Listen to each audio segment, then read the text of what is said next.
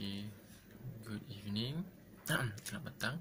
Ini kita ada soalan berkaitan rasuk untuk method of join ataupun kaedah sambungan point.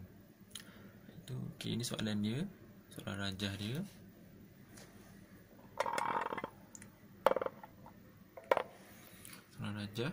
Soalan dia minta apa? Find the force on each member and determine whether it's compressed or tensile.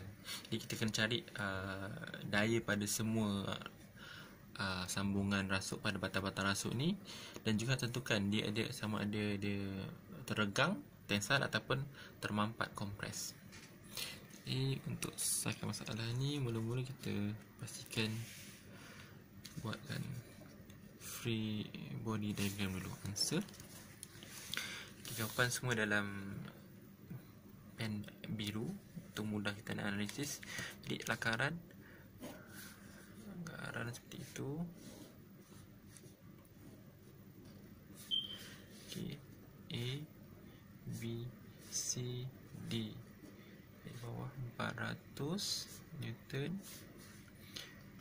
bawah 4 meter, 3 meter, 3 meter.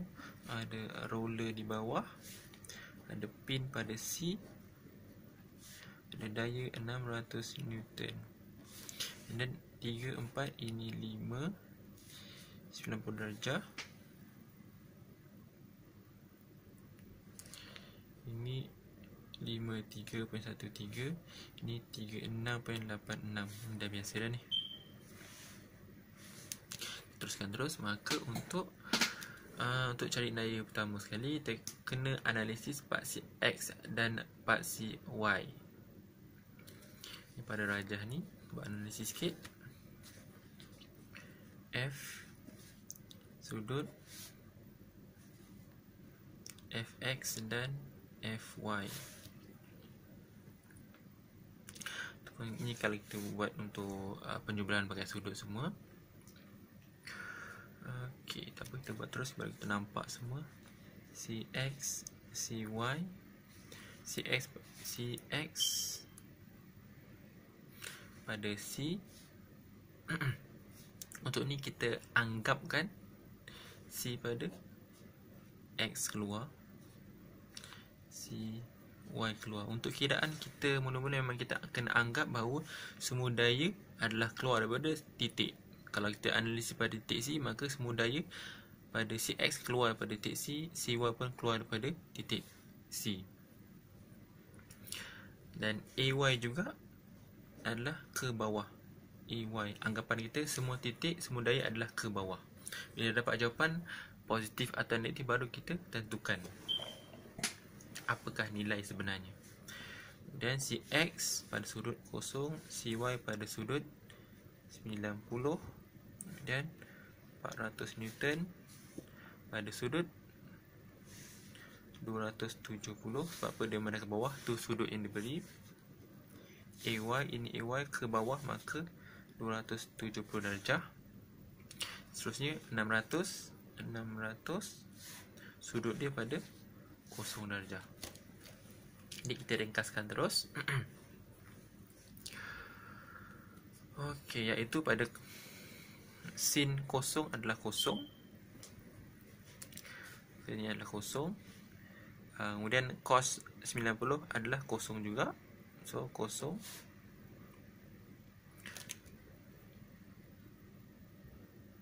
Cos 270 adalah kosong, maka ini pun kosong, ini pun kosong. Dan sin kosong adalah kosong, maka yang tinggal adalah nilai yang berada nilai. Yang tak ada nilai kita dah kosongkan awal-awal. Maka CX cos kosong ataupun CX saja adalah 1. Sin 90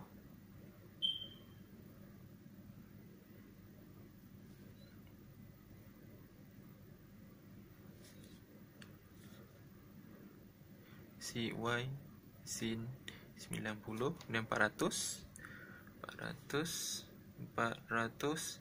sin 270. AY sin 270 dan 600 cos kosong. Cos kosong sebenarnya 1, tak boleh tulis terus saja. Ringkaskan, maka kita ringkaskan semua adalah kosong. Sebab apa? Ia dalam equilibrium. Kita ringkaskan summation of fx to 0, maka cos kosong adalah 1, maka cx campur 600, kita buat juga lah cos kosong. Cos kosong sama dengan 1, maka kita boleh anggap ni sebagai 1, ni sebagai 1, bagi yang tak faham lah. Ke cx campur 600 sama dengan kosong, maka cx adalah negatif 600. Negatif ya, jangan risau. Okey, maksudnya kalau negatif ni dia agak ada penjelasan sikit. Maksudnya simbol negatif bermaksud daya luar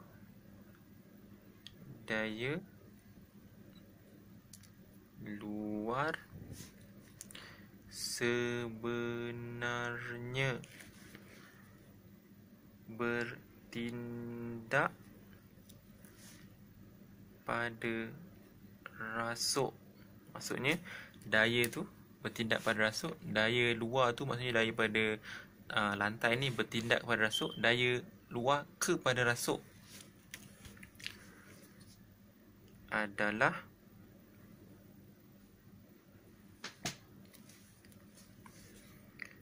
pada arah yang bertentangan. Kena ingat ni. Maksudnya kita anggap bahawa AY ke bawah. Yang kita anggap bahawa contoh seolah-olah macam daya tanah lantai ni memang ke bawah. Sebenarnya tak.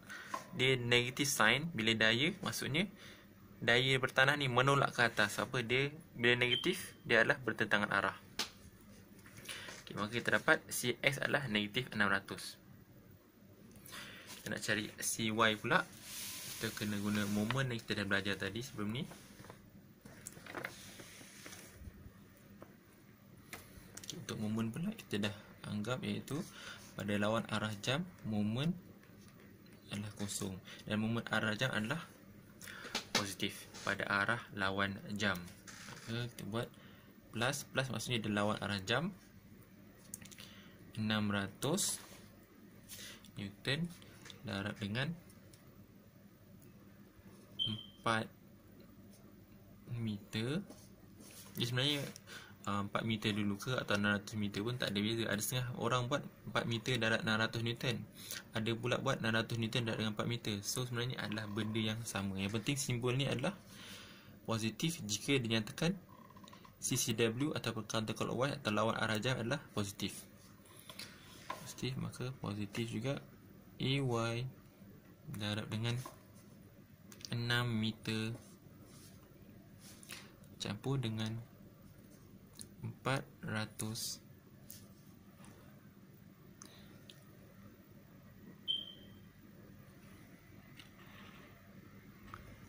darab 3 meter. 400 Newton darab 3 meter sama dengan kosong. Ini persamaan penuh dia. Ini penamaan dia, kita nak terangkan satu persatu. Kenapa 600 Newton, ini 600 Newton darab 4 meter. Siapa jarak daripada 600 ke titik C, moment pada C adalah jaraknya 4 meter. Maka oleh kerana jaraknya 4 meter, kita buat 600 darab 4 meter campur dengan AY. AY ni di sini bawah ni, di bawah rasuk ni, jaraknya ialah daripada A, jarak 90 darjah ke titik C adalah 6. Maka AY darab 6 campur dengan 400 Newton. 400 Newton di sini. Dan jarak 400 Newton ke titik C adalah 3 meter. Jadi sebab itulah 400 Newton dengan 3 sama dengan kosong. Maka kita ringkaskan, kita kirakan semua sekali. 6 darab 4 jadi 2400 Newton meter campur dengan 6 meter AY campur dengan 1200 Newton meter sama dengan kosong. Kita balik, maka 6 meter darab AY sama dengan, semua positif pindahkan ke sebelah kanan jadi negatif, maka negatif 2400 Newton meter. Tolak juga, ni positif pindah ke sebelah kanan jadi negatif 1200 Newton meter sama dengan AY 2400 tolak dengan negatif 2400 tolak negatif 1200 jadinya negatif 3600 Newton meter bahagi dengan 6 meter. Meter tolak, maka jadinya negatif 600 Newton AY.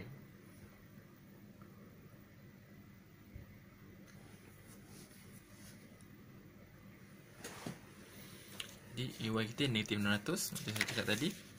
Maksudnya AY ni negatif 600. Maksudnya AY ni sebenarnya dia menolak ke atas. Menolak ke atas, bukan ke bawah. Dan CY tadi negatif 600, kita assume, kita anggap bahawa CX sebenarnya ke kanan, tapi hakikatnya CS adalah negatif 600. Maksudnya bertentangan dengan yang kita anggap. Maka sebenarnya CS adalah ke kiri, yang mana dia menolak keluar daripada dinding.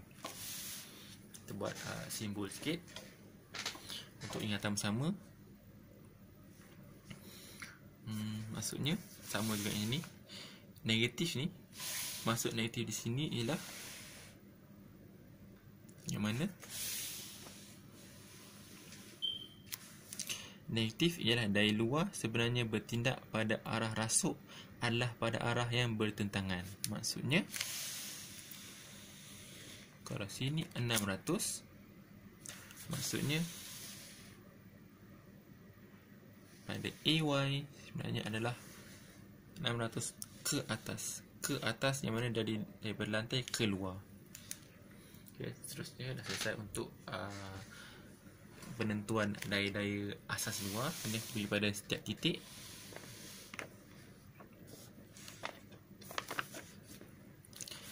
Pada titik A,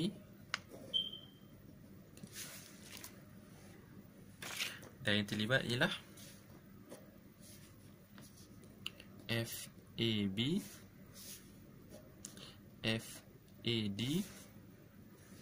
dan 600 Newton. Tengok 600 Newton pada titik A kita. Titik A sekian-sekian 600 Newton. Yang ini kita buat negatif, tapi sebenarnya adalah ke atas. Sebab apa? Dia berlawanan arah. Maka kita punya jadual kita, F sudut Fx dan Fy. FAD sudut dia adalah kosong. Ni FAD sudut kosong. Kemudian FAB sudutnya ialah 53.13. Seterusnya 600. Ini 600. Sudutnya adalah ke atas, iaitu 90 darjah. Okey, maka ingat sin kosong adalah kosong, maka kita tulis saja kosong. Dan cos 90 adalah kosong juga.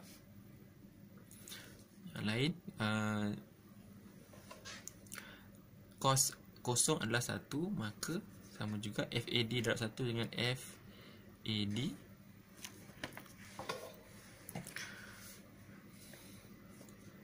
FAB sin cos 53.13 dan kosong. Ini pula FAB sin 53.13 600 sin 90 adalah 1, maka 600 juga, kosong, kosong.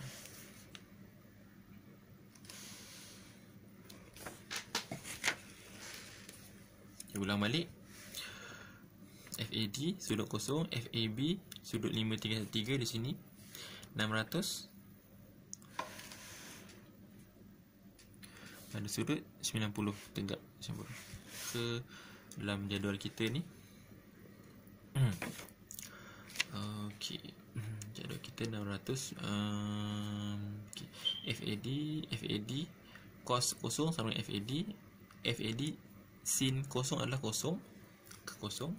Ni masukkan terus FAB cos 533, FAB sin 533, and then 600 sudut 90. Maka cos 90 adalah kosong, maka kosong terus, dan sin 90 adalah 1, maka 601 adalah 600. Kita ringkaskan terus persamaan dia menjadi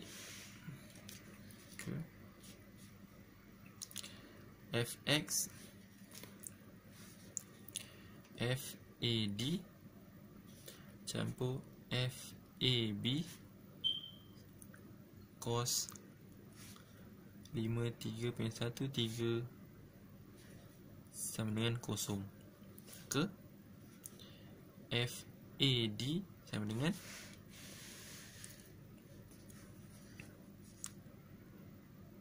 negatif FAB cos 53.13. Seterusnya untuk persamaan Y pula, FY itu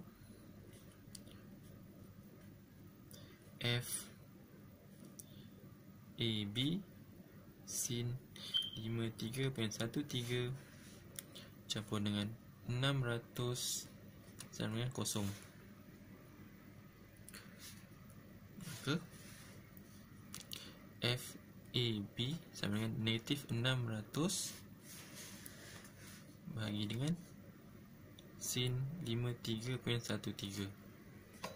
Kita dapat kalau guna kalkulator pun boleh juga, maka FAD sama dengan 450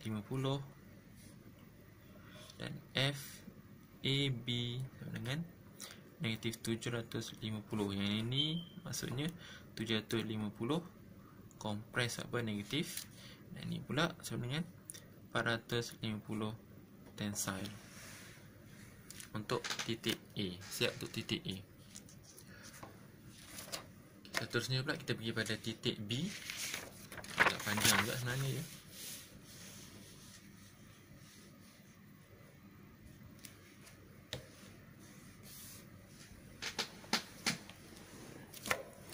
Okay, untuk titik B pula